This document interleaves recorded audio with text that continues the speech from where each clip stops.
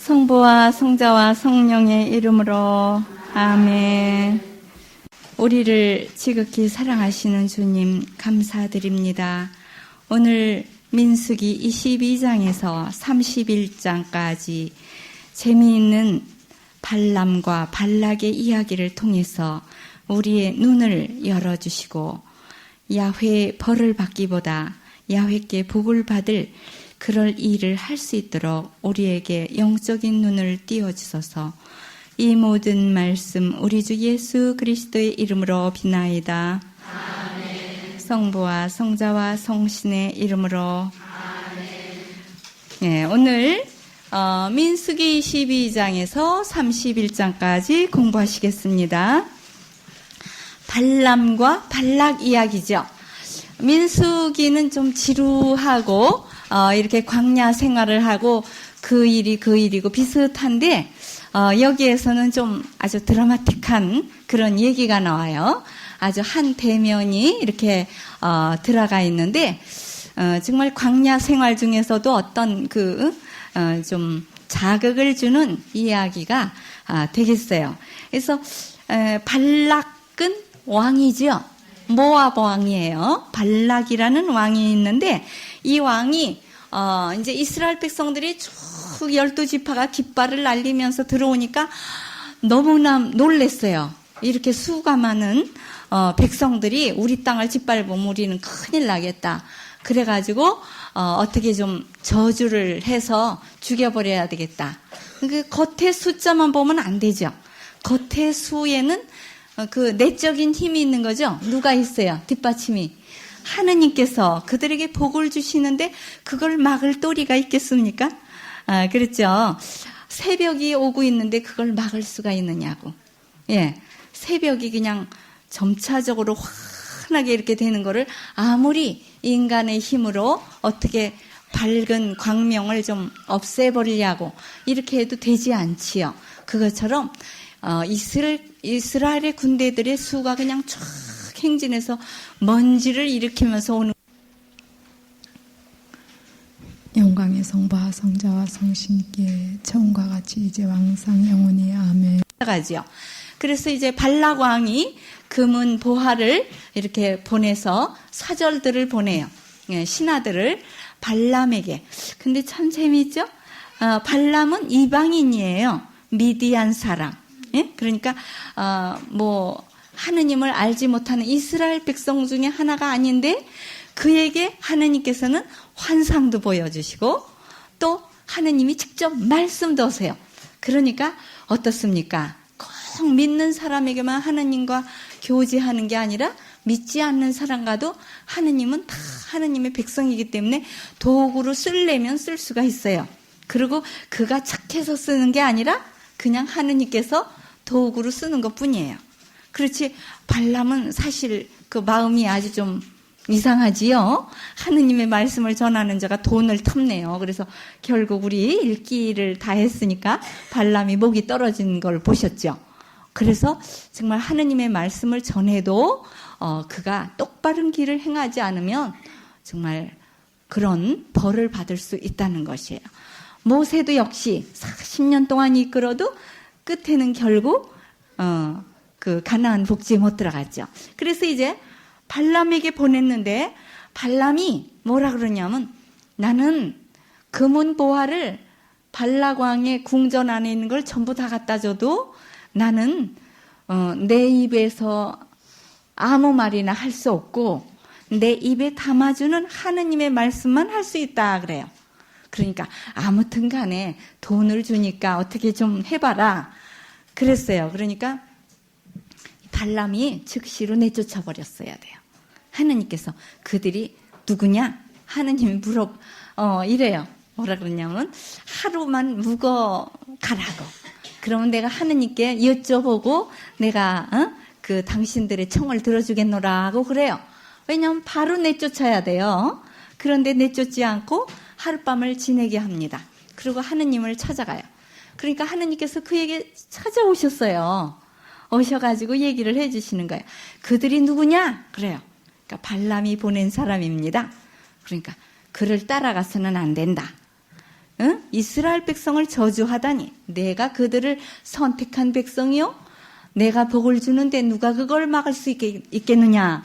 그러면 즉시 내쫓아버렸어야 되는데 그래도 좀 아쉬워서 그 사람들을 이렇게 놔두고 하룻밤을 자기 집에 재웠다는 것이 불순한 동기이죠. 그리고 이제 그 사람들에게 얘기를 합니다.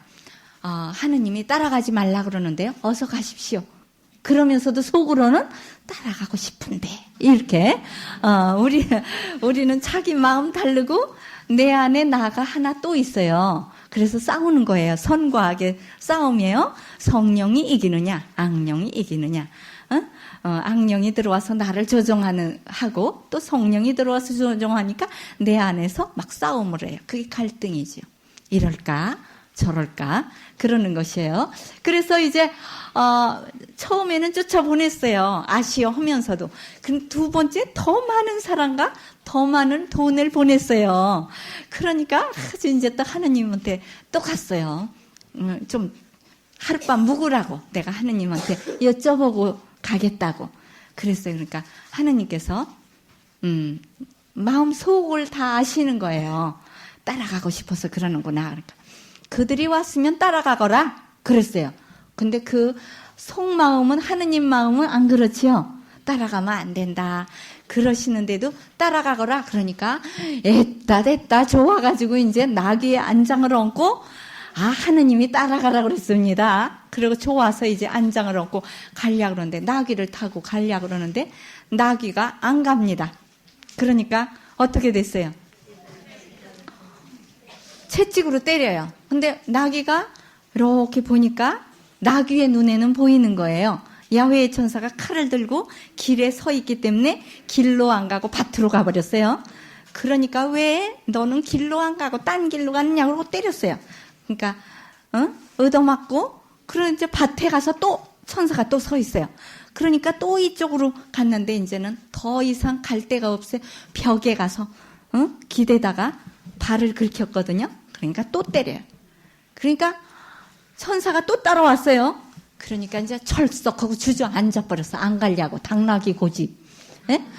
그래 당나귀가 아주 앉아버리니까 왜 너는 나를 놀리느냐 그러고 때리니까 당나귀가 입을 열어서 말을 하는 거예요. 그때는 하느님의 뜻을 읽을 줄 알아야 돼요.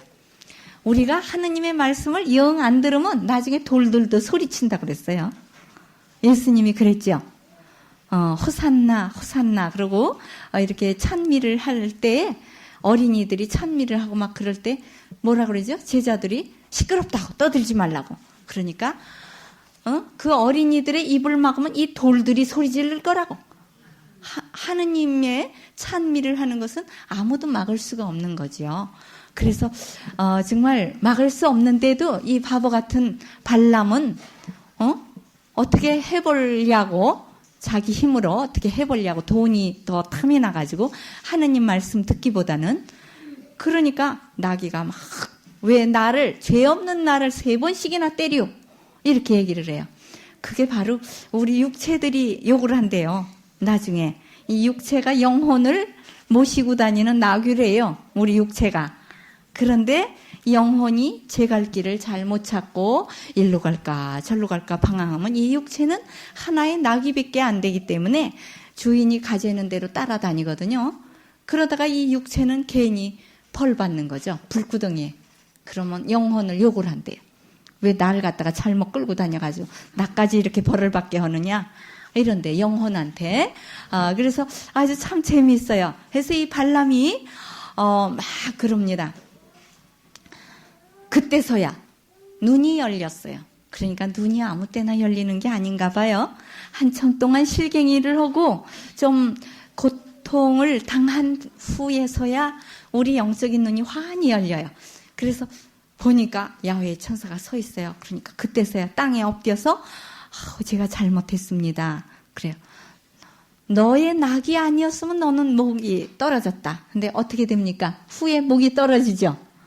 결국은 그가 끝까지 자기의 갈 길을 안 가고 방황하고 딴 길을 갔기 때문에 결국 목이 떨어지게 돼요. 그래서 이 나귀가 그 주인을 그래도 참 옹호를 하고 많이 따라다녔어요. 어떤 때는 정말 육체가 더 착할 때도 있어요. 육체가 욕심을 부릴 때도 있지만 영혼이 눈이 어두워서 잘못 이렇게 할 때 육체가 그러면 안 된다고.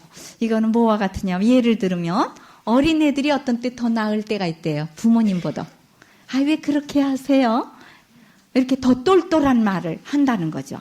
순수한 마음으로 말을 할 때 그러면은 정말 그 부모님도 어린 애기들한테도 배운다는 것이에요. 왜냐하면 눈이 어두워서 명예나 돈이나 뭐 여러 가지 쾌락이나 이런 것에 눈이 어두웠을 때 아이들은 똑바른 말을 할 수 있지요. 그래서 이제 발람이 그때서야 이제 무릎을 꿇었어요. 근데 하느님께서 허락을 해요. 가라. 그런데 가서 말을 잘 전해야지 네 멋대로 전하면은 안 된다. 그러니까 알겠다고. 그러고 갔어요. 발람이 온다는 소식을 듣고 발라강이 아주 개울가까지 멀리까지 이제 신하들을 데리고 마중을 나왔어요. 환영을 하는 거죠. 그러고는 어디로 데려가느냐? 이스라엘 백성들이 전부 보이는 산봉우리로 데려가서 거기에다가 제사를 지내려고 그래요. 그러니까 7 제단을 쌓으시오. 그리고 제단마다에 중송아지 1마리, 수양 1마리씩 다 갖다 바치시오. 그리고 내가 하느님한테 가서 얘기할 올 때까지 제단을 지키라고. 그 말을 하는 거 참 재미있죠? 하느님께서 그 자리에 안 나타나시고 언제든지 혼자 이렇게 조용한 것으로 갈 때 나타나셔요. 그러니까 우리가 기도를 물론 아무 곳에서나 해도 하느님의 말씀을 들을 수 있지만 우왕좌왕 하는 곳에서 조금 떨어져서 좀 정신을 차리고 기도를 해야 하느님이 이렇게 얘기하시는 것 같아요. 그래서 우리는 성체조배를 가서 하느님의 말씀을 듣고 또 성전에 가서 또 조용히 내가 얘기에 많은 사람이 있는 곳이 아니라 골방에 가서 혼자 조용히 기도할 때 하느님이 말씀하시는 것 같아요. 그래서 내가 가서 하느님 말씀을 듣고 오겠다고. 근데 하느님의 말씀이 내렸어요. 너는 가서 내가 입에 담아주는 말만 해라. 그러면서 뭐라 그래요? 이스라엘 민족은 복받은 민족이다. 절대 해칠 수가 없다. 기름 부음 받은 민족이다. 이런 얘기를 합니다. 그래서 발람이 아주 와가지고 제사를 드리면서 이렇게 그런 복받을 소리만 하는 거예요. 그러니까 발람이 돈은 내가 줬는데 왜 복은 저쪽에다가 빌어주고 내가 원하는 저주는 한 번도 안 하느냐. 그러니까 내가 말하지 않았어. 나는 하느님이 입에다가 담아주는 말만 할 수 있다. 그러니까 도구이기 때문에 어쩔 수 없죠. 그래서 우리도 역시 그래요. 내 멋대로의 말을 가서 전하면 안 돼요. 그러니까 하느님의 말씀을 전하기 위해서는 하느님의 말씀을 잘 읽고 묵상하고 그거를 그대로 또박또박 가서 알려야지 자기의 말을 이렇게 전하면은 아무런 힘이 없는 것이죠. 그래서 이제 얘기를 했습니다. 그러니까 그러면 좋은 수가 있다고. 이스라엘 백성이 너무 많이 다 보이니까 끝까지 다 보이니까 당신이 무서워서 그러는 것 같으니까 좀 반쯤 보이는 대로 갑시다. 그리고 이렇게 모퉁이를 돌아서 다른 산봉우리로 갔어요. 거기에서는 이스라엘 민족이 절반쯤 보이고 절반은 보이지 않아요. 거기 가서 좀 저주해달라고. 그래서 거기에서 또 7 제단을 또 쌓고 또 제물을 또 바치고 그러고 나서 하느님께 가서 여쭤보고 오겠다고. 그리고 또 갔어요. 근데 하느님께서 이제 나타나시지 않고 말만 전해주시죠. 가서 이렇게 얘기해라. 그러니까 이 발람이 이래요. 이스라엘 백성에게 복을 빌어주면 자기가 복을 받는 거를 알아요. 느껴요.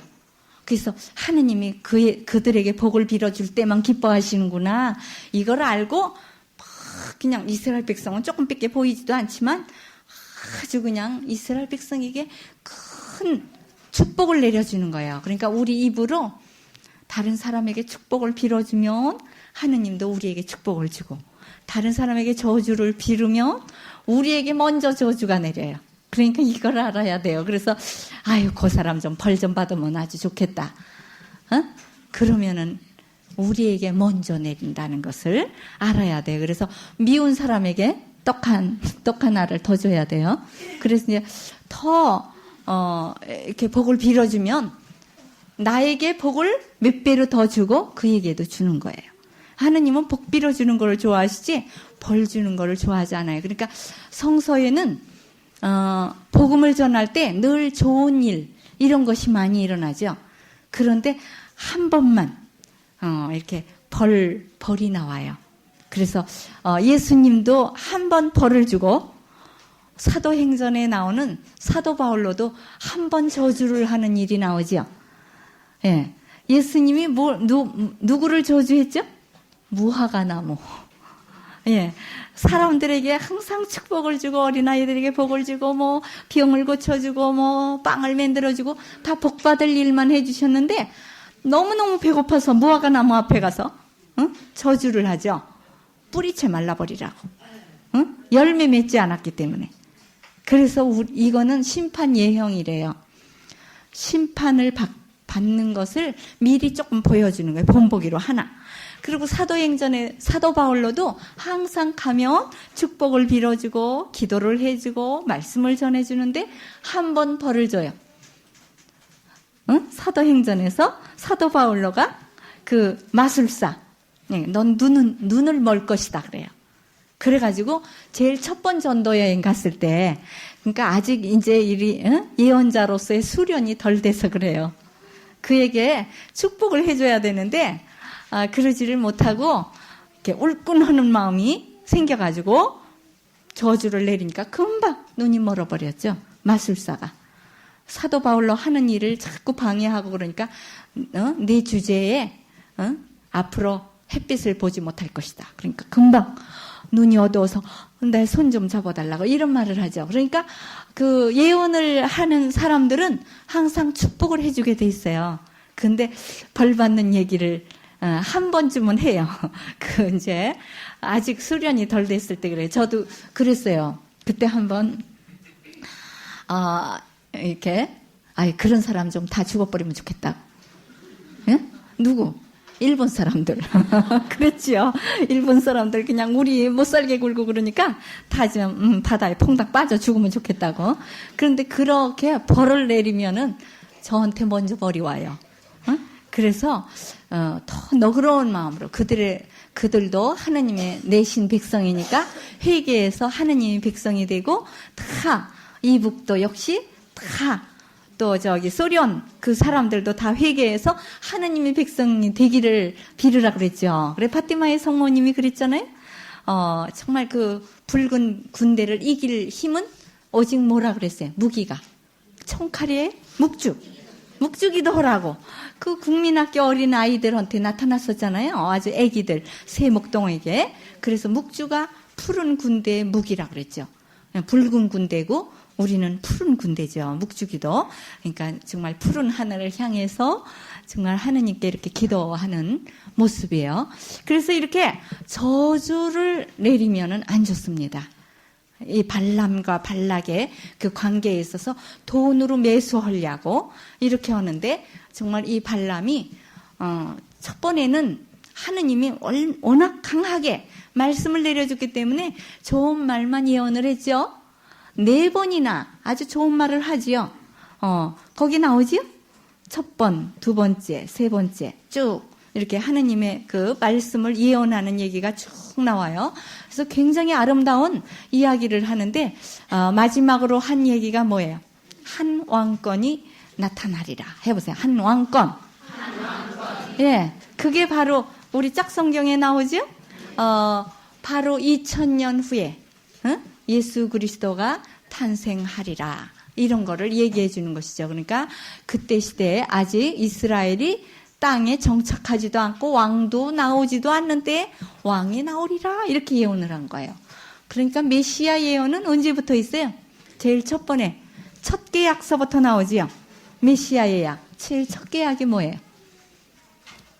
응? 창세기 3장 15절에 뱀의 머리를 밟으리라, 이기리라. 그것서부터 시작을 하는 거예요. 그러니까 이게 메시아 예언입니다. 그래서 이렇게 발람이 이런 예언을 이제 아주 축복 예언을 하니까 이 발락이 당신 나라로 돌아가시오 그래요. 그래서 돌아갔다고 거기는 나오지요. 근데 돌아가지 않았어요. 자기 집으로 안 가고 남은 거예요. 어디에? 그 미디안 땅에 남아가지고 부올 사건을 일으켜요. 이 발람이. 부올 사건이 뭐예요?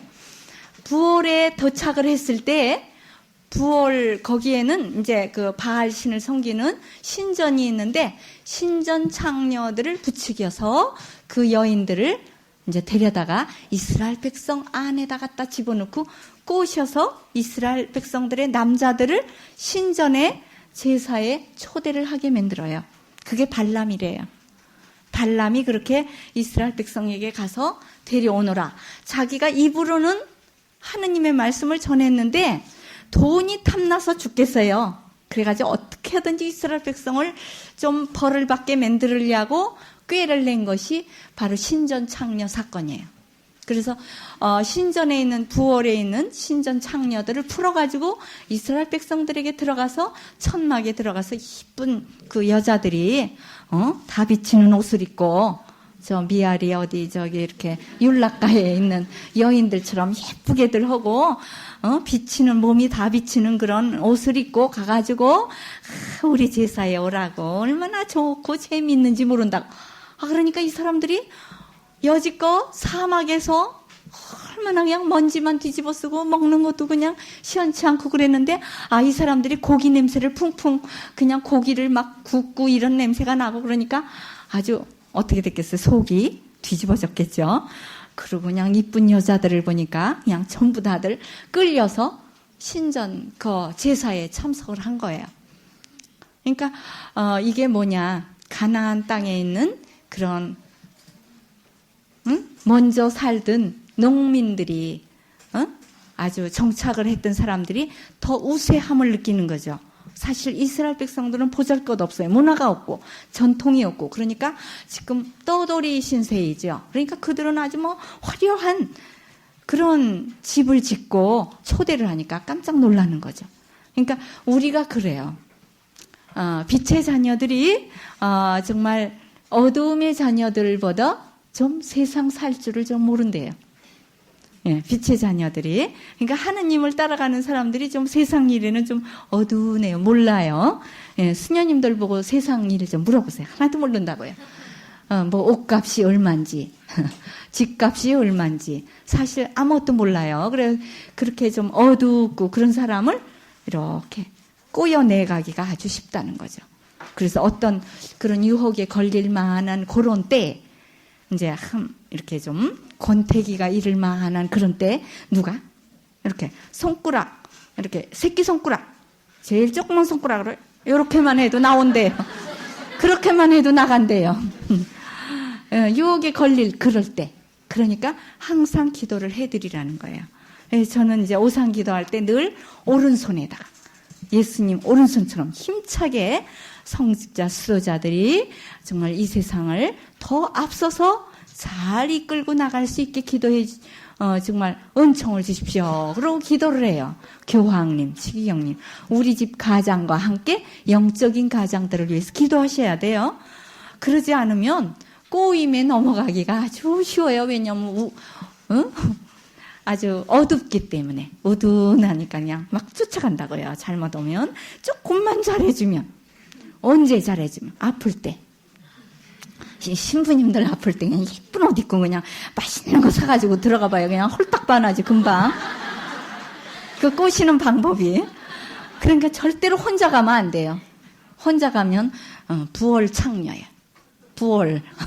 부월에 있는 창녀들과 같은 행위를 하는 거야. 그 잘해드리는 게 아니에요.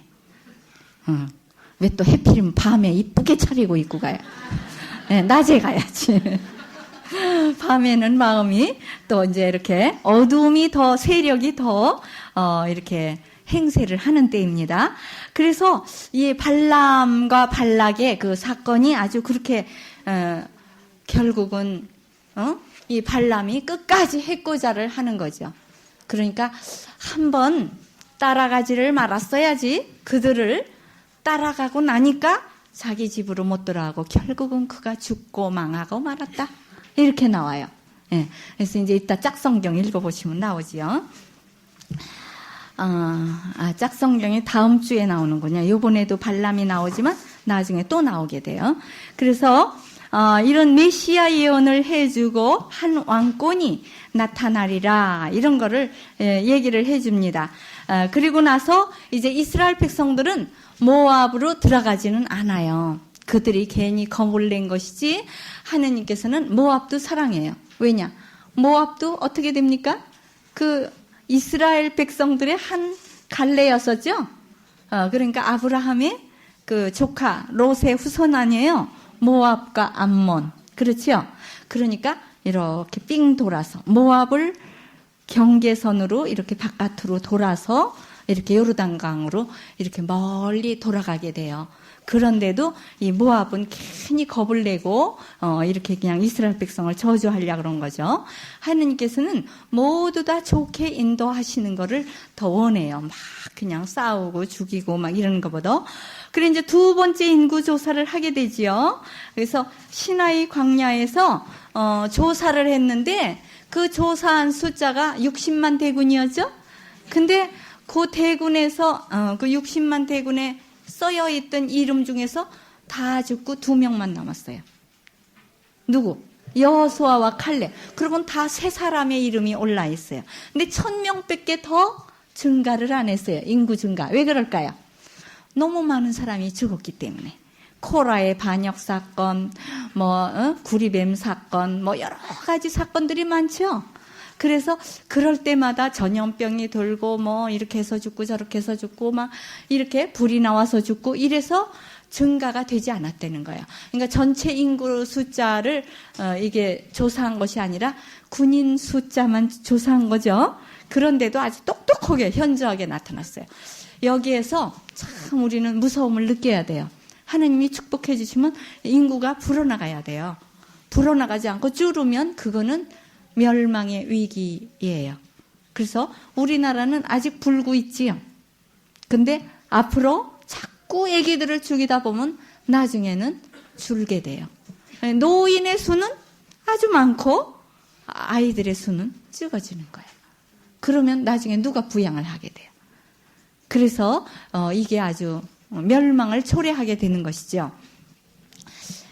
오늘 아침에 신문을 봤는데 아주 무서운 그 사건이 있어요. 뉴 에이지 운동 해보세요. 예, 이게 새 세대 운동이라는 거예요. 근데 이게 뭐냐 하면 아주 여기 바로 민수기에서 새 세대만이 들어가리라 그랬죠. 그 말만 딴 거죠. 새 세대. 뉴 에이지가 뭐냐? 새 세대라는 말인데 새 세대들이 들어가는데 어떤 새 세대냐? 하느님께서 말하는 새 세대는 하느님을 잘 따르고 착하게 사는 하느님의 백성을 가르치는데 여기에 새 세대는 어떤 세대냐 하면 아주 무서운 일이에요. 하느님을 뺀 영적인 그 밀교, 영적인 그 인간에게 하느님이 뭘 주셨죠? 아주 영적인 능력, 초능력을 많이 주셨죠?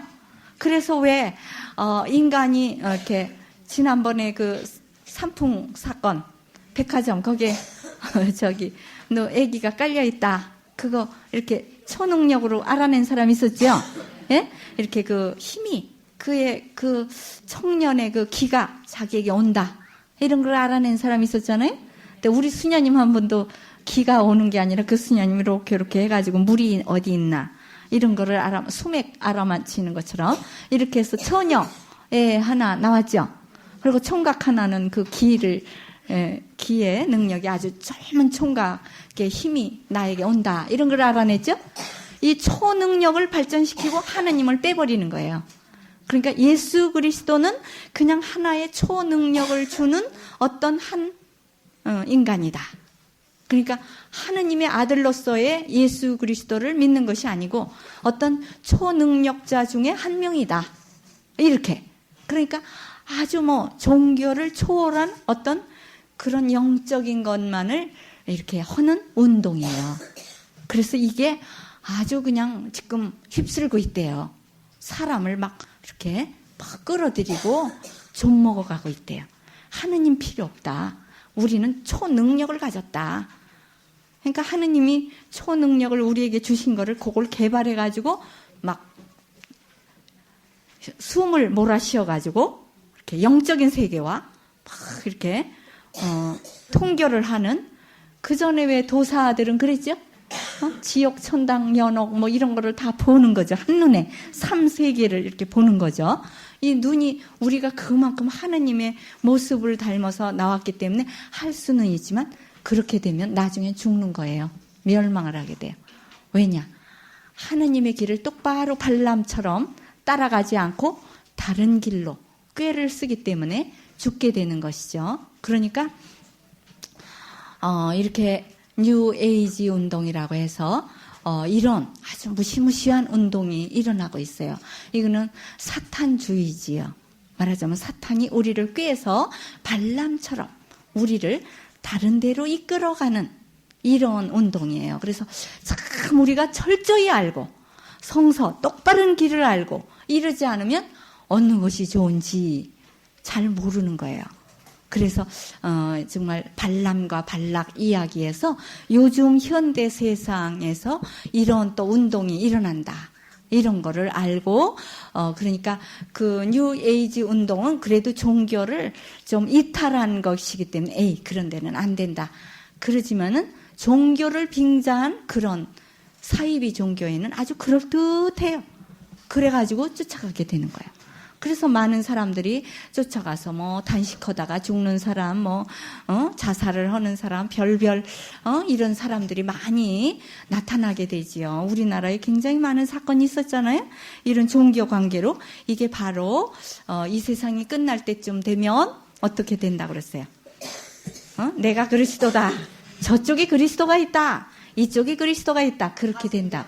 예, 가선지자가 많이 나온다고 얘기를 했습니다. 그래서 정말 오늘 그 민수기가 그냥 옛날의 민수기뿐이 아니라 지금도 우리는 우왕좌왕 어느 것이 옳은지 모르게 되는 그런 때에 정말 우리는 똑바로 한 줄을 딱 잡아야 돼요. 그래서 기도를 잘 하고 정말 그러는 사람한테는 사탄이 오지를 못하는데 기도도 안 하고 있다가 요행을 바라는 사람에게 딱 이렇게 나타나요. 그래서 우리를 다른 데로 이끌 수가 있다는 것이에요.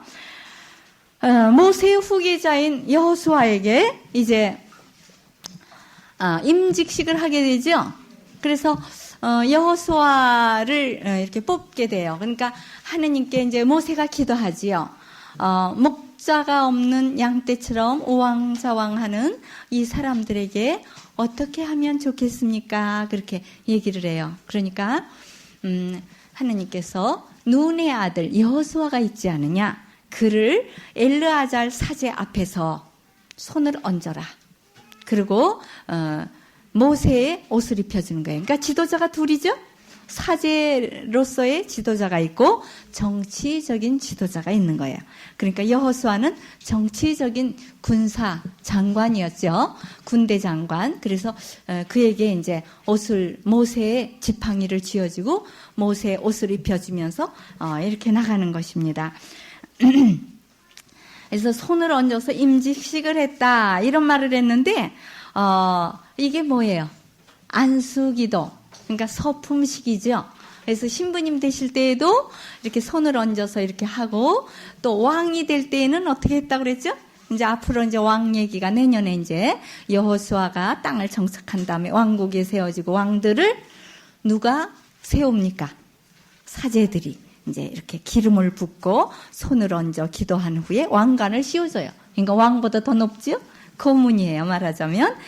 그래서 이렇게, 이제 여호수아에게 모세가 자기 그 모든 직책을 인계하고 자기는 죽는 거예요. 근데 모세의 무덤이 없대지요.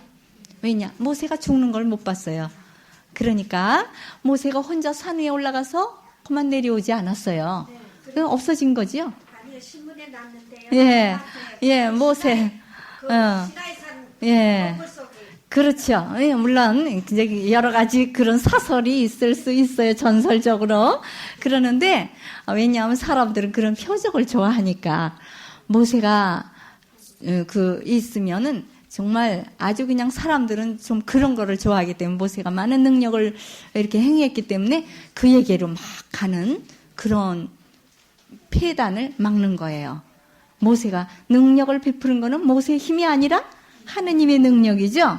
근데 하느님은 안 보이고 모세의 지팡이만 능력이 있는 것 같아요. 그러니까 모세가 그냥 눈의 총기가 없어지지 않았다 그랬어요. 120세가 되었는데도 눈에서 아주 불이 번쩍번쩍 나올 정도로 총기가 있는데도 그가 그만 죽어버린 거죠. 그래서 없어진 것이다. 그래서 모세의 무덤은 없다. 이렇게 얘기를 하거든요.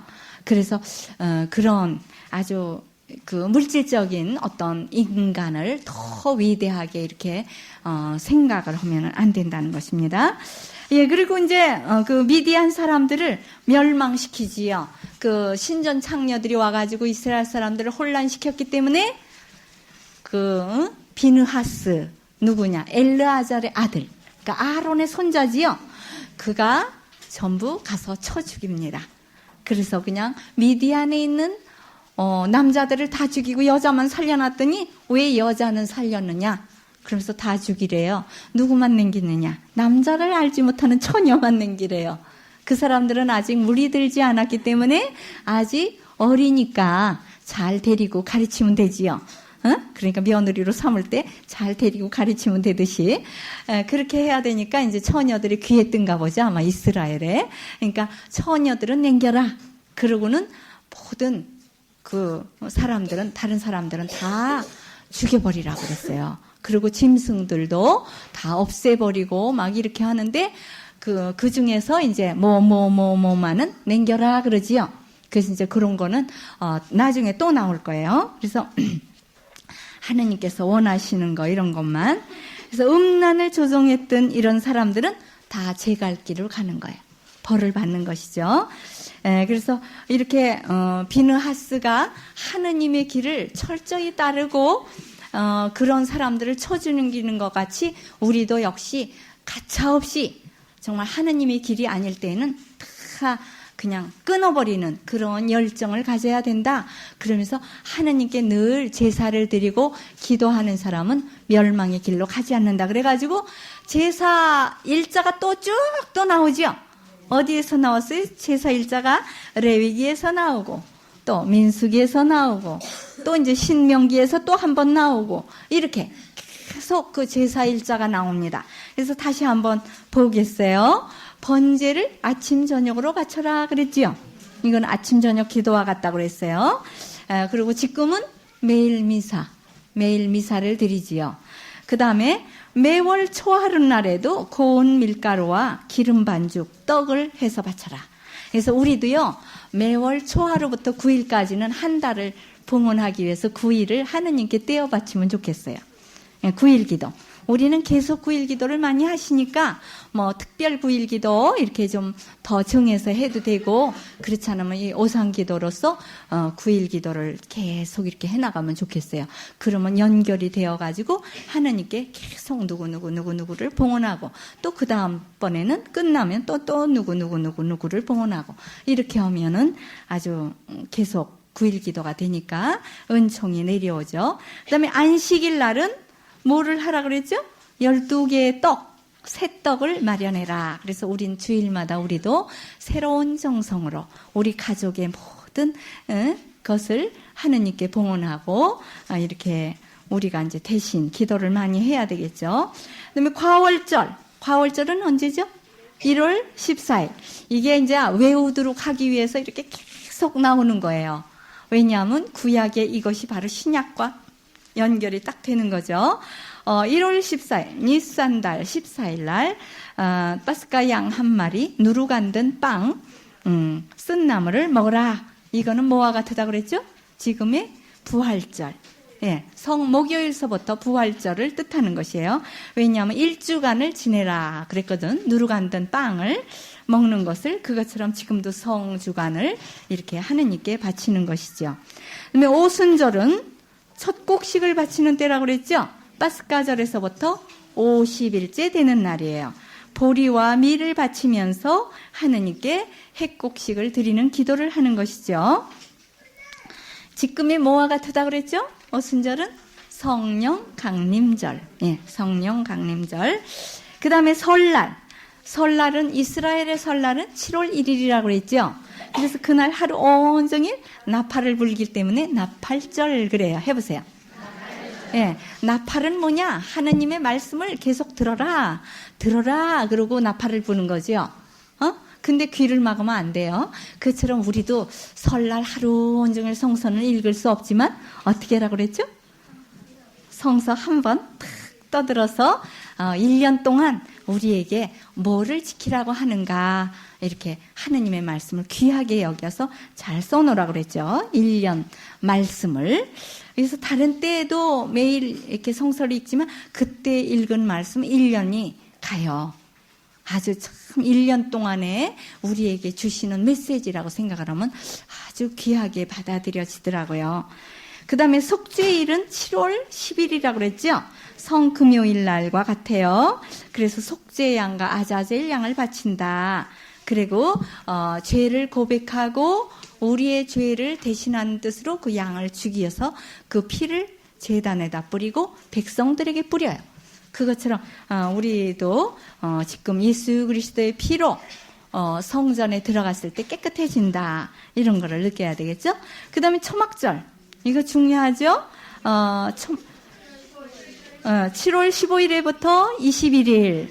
예, 일주일 동안 천막을 치고 살아요. 이스라엘 사람 지금도. 그리고 이거는 가을 추수 열매, 포도, 올리브 이런 거를 하느님께 봉헌하면서 물 깃는 행렬 해보세요. 등불 행렬. 이게 뭐예요? 구름 기둥, 불 기둥으로 우리를 인도해 주시고 우리에게 먹을 물을 광야에서 주시고 빛을 환하게 비춰서 길을 인도했다는 걸 느끼는 거예요. 그러니까 지금도 우리는 이게 추수감사절과 같아요. 우리 1년 양식을 주시고 우리에게 1년 동안 우리 집안을 보호해 주셔서 감사합니다. 1년에 한 번쯤은 정말 가정봉헌 미사를 이렇게 드리면 좋겠죠. 물론 주일마다 우리가 봉헌을 하지만은 특별히 이제 1년간의 우리 가정을 감사하는 뜻으로 이렇게 하면은 좋아요. 그래서 1년 마지막에 가서 11월쯤에 이제 이렇게 추수감사가 되잖아요. 그러니까 그때 해도 되겠지만 이제 새해가 돌아오잖아요. 12월서부터는 대림절 새로. 그러니까 11월이 마지막 아니에요. 그리고 그때 또 추수도 다 하는 때지요. 그러니까 그때 하면은 좋겠지만 그런 때 하는 것보다 의의가 더 있으려면 언제 하면 좋다고 그랬어요. 가장의 생일 같은 때. 예? 가장이 건강하면 우리 집안이 전부 다 건강한 거죠. 그리고 또 이제 가장이 아프고 그러면 온 집안이 좀 힘들고 우울해지고 그렇게 돼요. 그래서 그런 때에 봉헌, 가정봉헌 미사를 올리면 가장도 좋아하지요. 나를 중심으로 이렇게 우리 가족들이 이렇게 정성을 들여 기도하는구나. 이러면 굉장히 기쁘지요.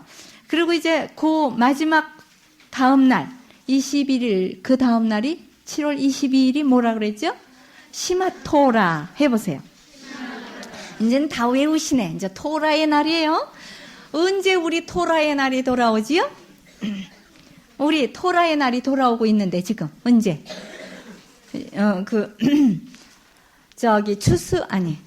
대림절 바로 전주일이 무슨 주일이에요? 예수 그리스도 왕축일이죠? 그때가 성소주간이에요. 예수 그리스도가 아기로 오셔서 왕이 되시니까 이제 완성이 되는 거죠. 그러니까 예수 그리스도를 왕으로 모신다. 그러니까 예수 그리스도의 법을 따르는 게 바로 성서주간이에요. 그 주간이. 그러니까 대림절 바로 전 주간이 성서주간이라고 그래요. 그래서 시마토라로 우리는 더 많이 하네요. 일주일을 지키니까. 그래서 그렇게 우리 하면은 좋겠습니다. 11월 아마 마지막 주간이 그렇게 될 거예요. 토라의 주일 그렇게 되죠. 성서를 주셔서 감사합니다 하는 날이라고 그랬어요. 짝 성경을 보겠습니다. 민수기 24장 9절에 보면 복을 내리는 사람은 이스라엘에게 복을 내리면 복을 받고 저주를 내리면 저주를 받는다 이렇게 얘기했죠. 예, 그게 짝 성경이 이제 어디 나오냐. 야고보 3장 9절에 우리는 같은 입으로 하느님의 백성을 찬미하기도 하고, 하느님께 찬미도 드리고, 하느님의 모상을 닮은 인간을 저주하기도 합니다. 그러니까 한 입으로 축복과 저주를 다 하는 거예요. 그러니까 이제 저주 쪽은 없애고, 찬미 쪽을 많이 해야 되겠죠. 그래서 해야 되겠고, 민수기 24장 17절에는 이스라엘의 한 왕권이 나오지요. 그러면 짝성경에는 마태복음 2장 6절 한 영도자가 태어나리라 그랬어요. 그러면 읽어보겠습니다. 같은 입으로 기도와 저주 읽어보겠습니다. 우리는 같은 혀로 주님이신 아버지를 찬양하기도 하고 하느님 형상대로 창조된 사람들을 저주하기도 합니다. 야고보 3장 9절 그래요. 그래서 우리 입이 똑같은 입인데 어떤 때는 찬미를 하고 또 자꾸 다른 사람을 쓸데없이 저주하고 욕하고 이러면 안 되겠다 그거죠.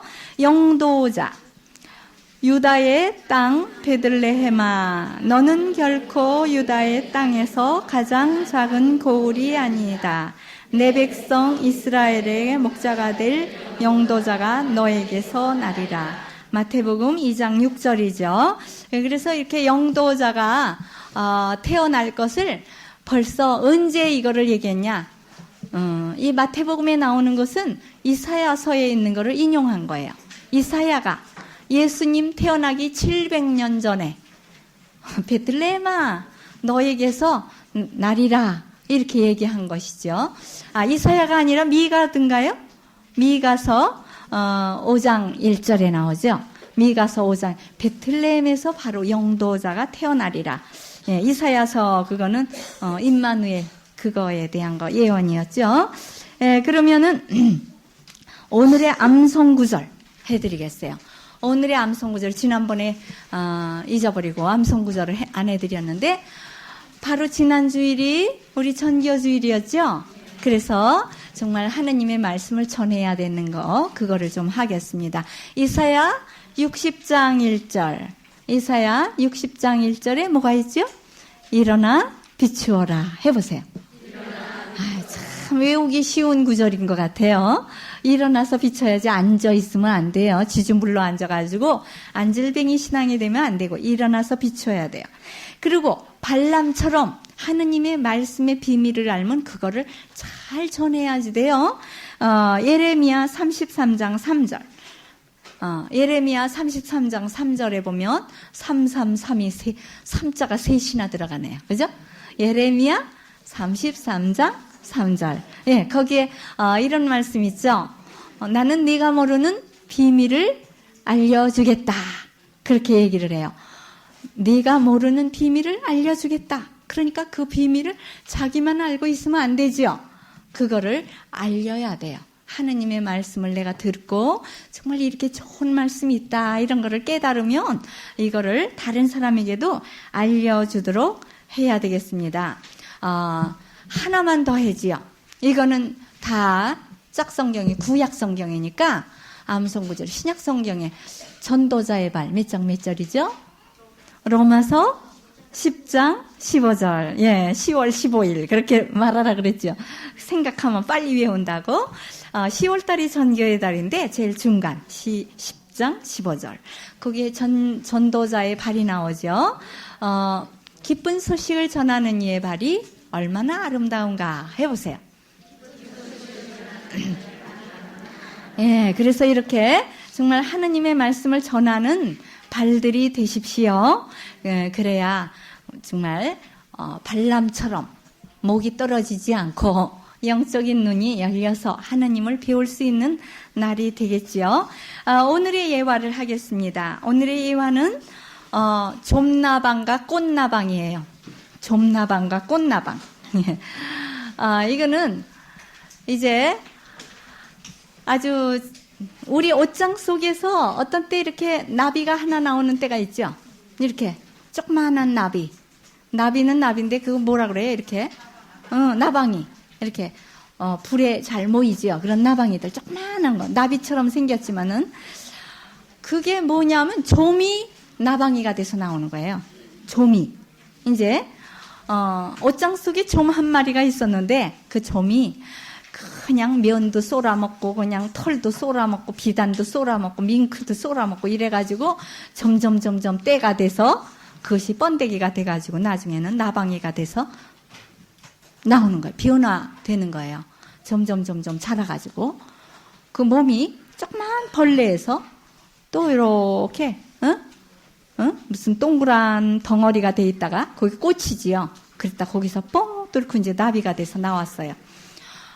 옷장을 여니까 여지껏 벌레로 있을 때는 그 안에서만 꿈틀꿈틀 살았었는데 나비가 날개가 있으니까 좀 날라야 될 공간이 있어야 되잖아요. 그러니까 옷장을 여니까 푸르륵 하고 날라왔어요. 그럼 그 안에 옷이 들어 있었던 거예요. 저기 좀. 그래서 이 좀나방이 날라왔는데 보니까 바깥 세상이 굉장히 넓고 햇빛 찬란한 곳에 하얀 드레스를 입은 예쁜 처녀가 날아가고 있어요. 그게 뭐냐? 꽃나방이에요. 응? 나비야. 하얀 나비가 아주 날아가고 있어요. 그러니까 막 쫓아가면서 구원을 했어요. 그래도 남자였나 봐요. 이 좀나방이가 아이고 꽃나방아 나하고 같이 결혼해서 살지 않을래? 난 너한테 많은 선물을 줄 수 있어. 밍크코트 맛도 보여주고 또 비단 옷도 해주고 그럴 테니까 나하고 살자. 그러니까 꽃나방이 싫어. 너는 먹는 것밖에 모르니? 나는 먹는 거 말고 더 아름다운 거를 추구하고 있단다. 내 이상은 저 파란 하늘 드높이 날르는 것도 좋고 구름도 하얀 구름이 떠가는 것도 구경도 좀 하고 또 꿀이 얼마나 많은데 꽃에 맛있는 꿀이 있는데 그 맛도 없는 무슨 털 조각이나 먹고 있니? 그리고 누가 옷장 속 안에 갇혀서 산대? 너는 쌀나방한테나 가봐라. 쌀나방도 쌀 속에서 먹는 것만 좋아하니까 쌀나방한테 구원하렴. 그랬어요. 그러니까 이 좀나방이가 아유 별꼴 다 봐. 뭐 그렇게 허영심이 강하대. 그래 먹는 게 그래도 제일이지. 금강산도 식후경인데.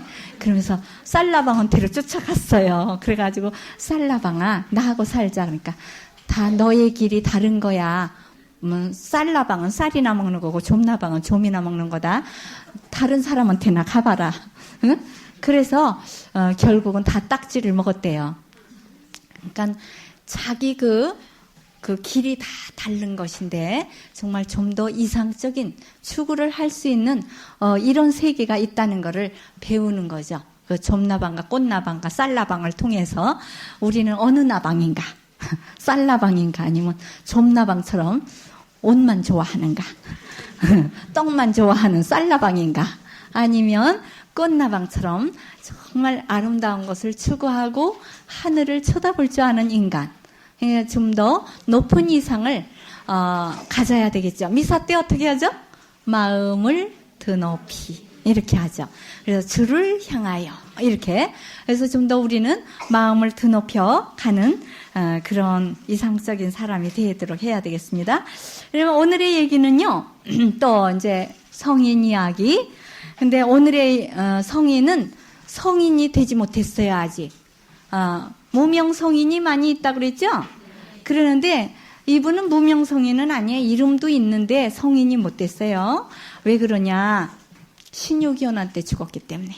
우리 여성들을 대표하는 여성 회장이 딱 한 분 계셨어요. 강골롬바 완숙. 강완숙 골롬바 여회장인데 이분은 신유교난 1801년에 순교를 했기 때문에 정말 이렇게 성인 품에 오르지 못한 거예요. 굉장히 안타까워요. 그래서 우리가 좀 알고 그분 이름도 좀 알고 기도를 많이 해야 되겠어요. 골롬바라는 뜻은 비둘기라는 뜻이라 그랬죠. 그래서 이분은요 사실은 생과부예요. 이혼을 했어요. 이혼을 당한 거죠. 말하자면 왜 이혼을 당했냐? 뭐 태도가 부정해서 그런 것이 아니라 가톨릭을 믿었기 때문에 천주교를 믿었기 때문에 남편이 아이고 그 부인이 천주교를 믿으니까 나까지 응? 감옥에 가고 또 나까지 저기 재산을 다 잃어버리면 안 되니까 아주 부자니까 아주 폐가 망신하잖아요. 천주교 믿으면 그냥 집안이 쑥대밭이 되고 온 집을 그냥 다 그냥 훑어가고 막 죽이고 이러니까 난 너하고 살고 싶지 않다. 그래서 이혼을 했는데 사실은 이 강완숙이가 제취예요. 전처가 죽고 전처의 아들이 있고 시어머님이 있었는데 이혼을 하고 이제 재산을 얼마 주었겠죠. 그러니까 따로 나와서 살겠다. 그러니까 누가 따라 나왔냐면 전처의 아들하고 시어머니가 따라 나오는 거예요. 자기 친아들을 놔두고 이 며느리가 너무 좋기 때문에 따라 나서는 거예요. 왜 그런 줄 아세요? 꽃나방같이. 예. 이 아들한테 살면 영적으로 문이 닫히고 세상적으로는 편안하게 먹고 살고 매맞지 않고 편안하게 살지만 이 며느리를 따라가면 영적으로 세례받고 하느님 나라 가는 것이 좋지. 내가 늙음하게 이제 나 빨리 하늘나라 갈 준비를 해야 된다. 그러고 시어머니하고 전처의 아들이 얼마나 잘해줬으면 자기 아버지를 놔두고 계모 자기 어머니 친어머니도 아닌 사람을 따라 나갔어요. 그만큼 잘했다는 거죠. 아주 모든 면에 정말 며느리로서 손색이 없는 그런 여인이었어요. 그래서 서울로 와가지고 자기 재산을 정리해서 서울로 와서 조그만 집 한 채를 마련하고 그래도 양반이기 때문에 양반 과부 집에는 남자가 드나들지 못하지요. 그러니까 주문모 신부님을 6년간을 모셔요. 자기 집에. 그러니까 포졸들이 남자이니까 못 들어가잖아요. 과부댁에 남자는 못 들어가게 돼 있거든요. 그러니까 양반은 옛날에 재혼을 안 하고 그러니까 그냥 이제 혼자 수절하고 사는 집에 남자가 들어가면 안 되게 법이 돼 있기 때문에 포졸들도 못 들어가니까 아주 잘 됐죠. 그래서 남욱방에다가 주문모 신부님, 중국에서 오신 신부님 6년간 모셨어요. 근데 이제 6년이 되었을 때 이제 들키게 되죠. 그래가지고 여종이 불어요. 여종이 매를 맞으니까 우리 집에 6년간을 모셨었다는 것을 불었기 때문에 알게 된 거죠. 그래서 이제 다시 다른 집으로 이렇게 모셔가지고 이제 중국으로 피신을 시켰는데 그 신부님이 다시 자수하지요. 그래가지고 이제 세남터에서 순교를 하시게 돼요. 그래서 이분이 서울 와가지고 주문모 신부님을 6년간을 모시고 전교를 얼마나 많이 했는지 어디까지 가느냐면 궁궐안에까지 가요. 발이 넓고 궁궐안에도 아는 사람이 많고 양반이고 그러기 때문에 또 세도도 있고 그러니까 궁궐의 후문을 통해서 주문모 신부님을 모시고 가서 영세를 다 줬어요. 철종 왕의 조부 할아버지 은원군 조모 송마리아 숙모 신마리아 이런 분들 다 마리아라고 세례를 주어서 영세를 시키고 또 많은 궁녀들에게 전교를 했다고 그래요. 그래서 궁녀들이 사실 슬픈 세월을 살고 있잖아요. 수녀도 아닌데 수조를 지키고 혼자 사는 거죠. 그 안에서. 그래서 그냥 옷 타박이나 하고 음식 타박이나 하고 괜히 남을 꼬집어 뜯는 말이나 하고 이렇게 사는 아주 지옥 같으지요. 그러니까 하느님을 모른다면은 그런 정말 여자들끼리 모여가지고 그냥 서로 시샘, 사랑 싸움 이런 거를 하는 거잖아요. 그런데 그들에게 영생을 알려주고 하느님이 계시니까 이 세상에서는 정말 아주 이렇게 가정을 이루고 손도손 살지 못하지만 기도 열심히 하고 마음을 곱게 이렇게 쓰면 하늘나라에서 하느님의 자녀가 될 수 있다. 그러니까 아주 그들의 얼굴에 화색이 도는 거예요. 찌푸리고 정말 이렇게 살았었는데 아주 그냥 기쁘게 이제 살 수가 있는 거죠. 그래서 이렇게 전교를 정말 많이 했어요. 그래서 우리 전교의 달을 맞이해서 강완숙 콜롬바처럼 우리도 그런 전교를 할 수 있으면 얼마나 좋겠습니까? 그리고 강완숙이가 짓지는 않았지만 감사천국이라는 시가 내려오고 있지요. 그 전에 제가 읽어드렸는데 한 번 더 감사하는 마음으로 10월 달에 이제 우리는 정말 전교의 달인데 우리도 복을 받아야 되겠죠. 감사하는 마음은 천국이고요. 불평하는 마음은 지옥이래요. 감사하면 가던 복도 오고요. 불평하면 오던 복도 가지요. 감사하면 하느님이 기뻐하고요. 불평하면 사탄이 좋아한다네. 사탄이 쏙 들어가죠. 아주 간단해요. 세 절로 돼서. 그래서 우리 마음도 이렇게 정말 감사 천국을 누리고 항상 감사하면서 이렇게 살면 복이 가다가도 도로 나한테로 오는데, 불평이나 하고 남을 저주하는 입으로 나쁜 말이나 하면 오든 복도 가버려요. 그러니까 정말 사탄 짝이냐 하느님 짝이냐에 따라서 축복과 저주가 있습니다. 네, 그러면 영광 성하겠습니다. 영광이 성부와 성자와 성령께 처음과 같이 이제 항상 영원히 아멘. 성부와 성자와